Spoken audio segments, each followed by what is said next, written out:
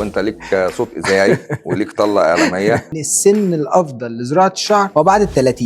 لما نزل المنتج الجديد اللي احنا عارفينه كلنا جبنا سيره المينوكسيديل، فده اصلا مش مناسب ليك. لا برضو بستخدم المينوكسيديل مع التوبيكال فينسترايد بس.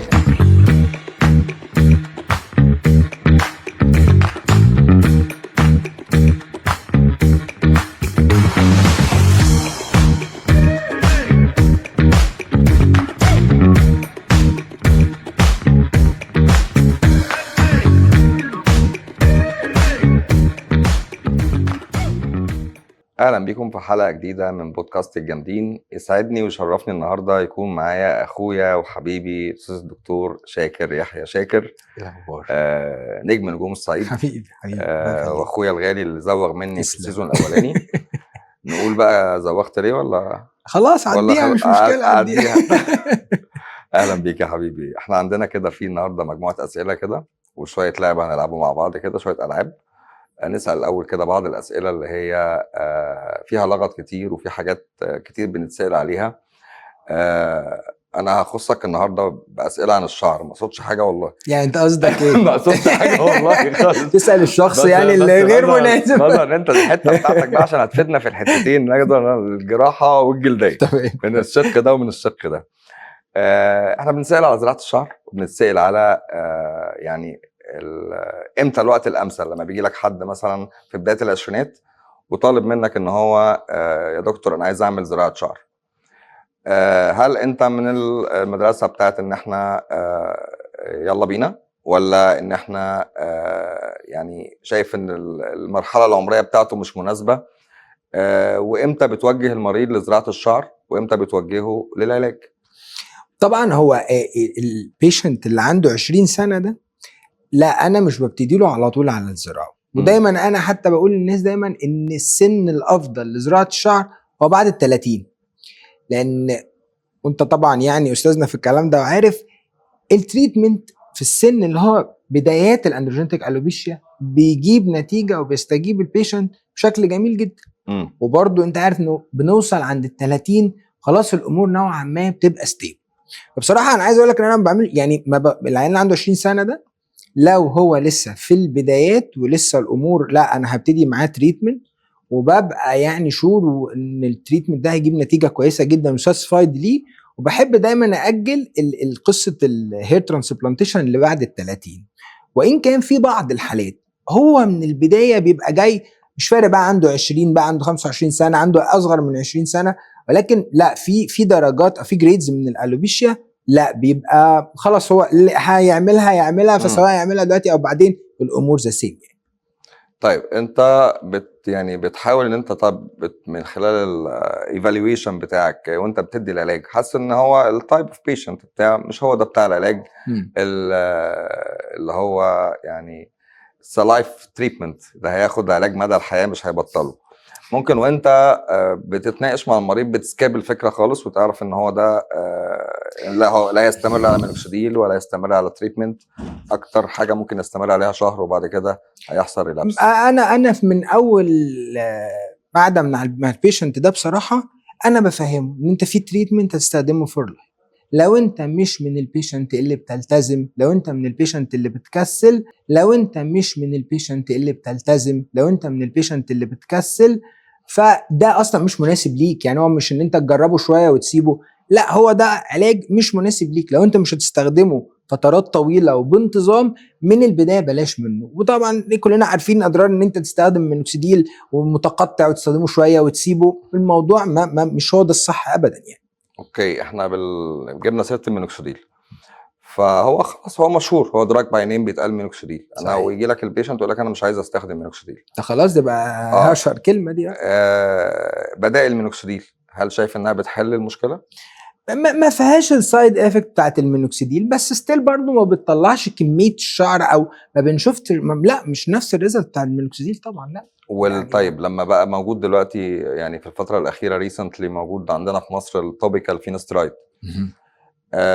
هل تقدر تستغني عن المينوكسيديل باستخدام التوبيكال فينسترايد؟ لا برضو، وانا بستخدم المينوكسيديل مع التوبيكال فينسترايد.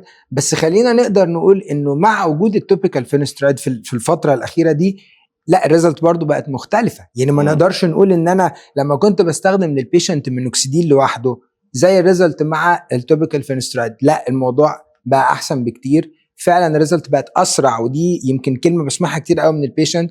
كنا ممكن الاول انت عارف ممكن نقعد لحد 6 شهور احنا مستنيين يطلع بيبي هير يعني مثلا ولا حاجه. مع الفينسترايد او التوبيكال فينسترايد لا الموضوع فعلا اختلف، ما بقاش عندي كل السايد افكتس اللي كنت بخاف منها قبل كده. فلقيت الامور بقت على وايد سكيل كمان. مش بس كمان على فكره التوبيكال فينسترايد، انت بقى عندك كمان دلوقتي موداليتس كتيره قوي. انت بقى عندك اكزوسوم بتقدر تحقنه في الشعر، انت بقى عندك انواع من الميزوثيرابي بقت كونسنتريتد وبقت كواليتي بتاعتها ممتازه فبقت بتساعد في الشعر. انا بشوف ان البيشنت دايما بتاع الاندروجينيك الوبيشيا هو محتاج بس الطلعه الاولانيه زي ما بيقول، هو بيحتاج يشوف بس شويه البيبي هير ويبتدي يلاحظ النتيجه. انا اعتقد ده بنسبه 70% بيخليه يلتزم على العلاج فترات طويله لانه اوريدي شايف نتيجه. طيب احنا بنعمل الكومباينيشن للمينوكسيديل مع الفينسترايد ولا بنمشيها ازاي؟ ده لوحده وده لوحده ولا الاثنين مع بعض؟ لا انا ببتدي في الاثنين مع بعض. الاثنين مع بعض. هو فعلا يعني من الفتره الاخيره لاحظنا مظبوط لما نزل المنتج الجديد اللي احنا عارفينه كلنا شفتنا عليه صحيح. بس لما لقيناه لوحده لا، ما برضه وجود المينوكسيديل لا يغني عن المينوكسيديل خلينا يعني بقى، لكن مخلي النتائج احسن بكتير، ودي كلها حاجات ساتسفايد لينا والبيشنت. يعني السوشيال ميديا انا عارف ان انت نجم السوشيال ميديا وانت ليك صوت اذاعي وليك طلة اعلاميه، فانت من الناس الحريصه على انك تكون متواجد على طول على السوشيال ميديا. الموضوع ده كنوع من انواع الهوايه ولا والشغف؟ انت بتحب الحاجه دي ولا هي حاجه فرضتها علينا السيركمستانسز اللي بقت محيطه بمهنه الطب انك لازم تكون موجود في الحته دي عشان تبقى بتوضح شغلك، بتبين يعني الحالات قبل وبعد؟ ولا انا بحسك انت تحديدا انت بتحب الموضوع ده؟ بص انا لما ابتديت موضوع السوشيال ميديا ده على فكره انا يعني حديث العهد جدا بالسوشيال ميديا، وده ناس كتير قوي ما تعرفوش. انت مميز جدا يعني الحمد لله. بس عايز اقول لك انا ممكن مثلا من 4-5 سنين فاتوا الانستجرام ده انا ما اعرفش اعمل عليه بوست او ريل، ما فهمش يعني ايه ستوري. تيك توك ده انا كنت مهاجم ليه بشكل رهيب جدا يعني ولكن هي بدايه الموضوع بدات انه ان الناس اللي بيصوروا معايا في العاده هم قالوا لي احنا مش عايزينك تتكلم خالص، احنا هنصور يومياتك مع الناس. فهو انا في العياده يعني انا يعني فاميليار جدا مع العيانين، ويعني بتكلم مع الناس بشكل بمنتهى، واقعد احكي وبعيد وازيد وبهزر وممكن اتريق مثلا على ترند هم يقولوه لي. فهم الموضوع ده لما اتصور ابتدوا يلاحظوا ان هو يعني حلو، ده جايب فيوز، طب واي نوت، ما فيهوش حاجه يعني مخجله يعني. طيب خلاص انتوا خليكم انتوا في التيك توك، انا ماليش دعوه بالتيك توك ده، نصوروا وننزلوا انتوا. بعد شويه انا من زمان بكتب، يعني عندي في حاجات بكتبها وعمري ما طلعتها للنور يعني خالص. هي انا كتابات ادبيه يعني يعني بكتب مواضيع يعني ودي انا احتفظ بيها تماما، وعمري في حياتي ما فكرت ان انا اشير مع حد ابدا. لحد ما في رمضان يعني من رمضانات كانت انا دايما قبل رمضان بجهز بقى سوشيال ميديا كامبين، بعمل فيديوهات مسابقات ايا كانت هتبقى فوازير يعني. ايوه فاكرها انا الحلقات دي بالظبط. فجيت في مره ما لحقتش، كان عندي ضغط شغل جامد وما لحقتش اصور يعني. يعني بتاع السوشيال ميديا اللي معايا يعني قال لي ايه، طب انت كنت قلت لي قبل كده ان انت كاتب حاجات، ما تيجي نحكيها. قلت له لا مستحيل، يعني مش هعمل كده ابدا. يا ماشي اوكي انا بطلع ولذيذ وبتاع وممكن اقعد اهزر ماشي، لكن ما مش هقدر احكي الحاجات دي حاجات انا بكتبها لك. بس يعني بالصدفه قلت له طب قال لي طب خلاص احنا هنجرب، انا عايز اجرب كاميرا جديده انا جايبها يعني ونجربها، يعني لو حلوه خلاص ننزلها، مش حلوه دينا عملناها ونرميها يعني. بس صورتها ونزلها الحمد لله يعني. لكن ناجحه جدا، حتى انا اشدت بيها واشدت كمان بالكادرات وبالاخراج. لا الحاجه كانت كلها بيرفكت.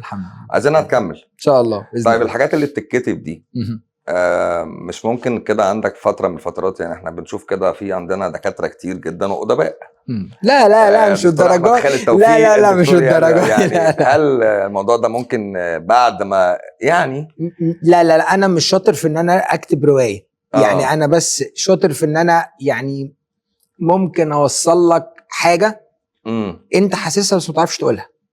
اوكي هي دي الحاجه اللي انا يعني ممكن تبقى شكل ريلز اكتر يعني. عشان كده انا بقول يعني ما اقدرش اكتب روايه، مش لعبتي، ما اعرفش اعملها يعني. ولكن هي الفكره دي كده اللي انا يعني بعرف اوصل مشاعر مثلا في حاجه معينه، علاقه مثلا اب ببنته، علاقه حد بصديقه، بوصل كلام، فانت تيجي تقول ايه ده، ايوه هو ده اللي انا بحسه بس ما بعرفش اقوله. يعني هي دي اللي انا بعرف اعملها يعني. بس بجانب بقى ان انا يعني عادي بتكلم، ما عنديش مشكله يعني ما بخافش دلوقتي الكاميرا يعني، الحمد لله. لا انت في الكاميرا انت هتقول لي انت وحش قدام الكاميرا. الحمد لله. حاجه بقى بالنسبه ان احنا ذكرنا الاب وذكرنا طبعا رحمه الله على الوالد، وهي طبعا هذا الشبل من ذاك الاسد يعني، فاحنا بنكمل السلسال الطويل والسيره العطره. هل ده لو احنا في ظروف او في انا نفس الظروف تقريبا مظبوط، فهي لو كنا في عائلات مختلفه مش عائلات طبيه او اسر طبيه، كنت هتروح للطب برجليك ولا كنت ممكن تختار كارير تاني؟ لا انا كنت هروح للطب برجلي، وانا رحت برجلي يعني. انا ما حدش اجبرني. انا يمكن والدي كان استاذ باطنه يعني، كان نقيب الاطباء فتره من فترات، الله يرحمه. ولكن انا كانت الديبيت هو ببطنه بقى ولا حاجه تاني يعني. لكن انا عايز ابقى دكتور تجميل من وانا في تانية طب.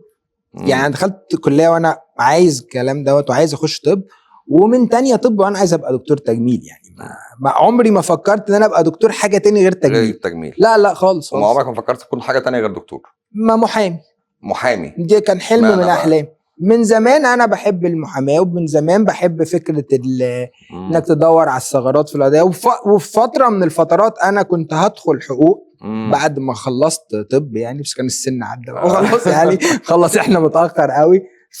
لكن هي كانت حاجه من الحاجات، وكنت عايز ابقى محامي مش وكيل نيابه. محامي؟ لا انا عايز ابقى محامي. انا عايز امسك ورق وادور على ثغره واتكلم واعمل يعني. كنت بحب الحاجات دي، بحب الغموض والمغامره في يعني ده في الحياه بقى، ده مش في الكتابات، ده في الحياه. بس برضه في المهنه المحاماه فيها طبعًا جدا جزء من شيق جدا، جميله جدا على فكره يعني، بس لما بتتوظف صح يعني. لما تتوظف صح بالظبط كده. بره العياده وبره الطب وبره اوقاتك الاسريه والعائليه، انا عارف طبعا انت لويل جدا للفاميلي ما شاء الله.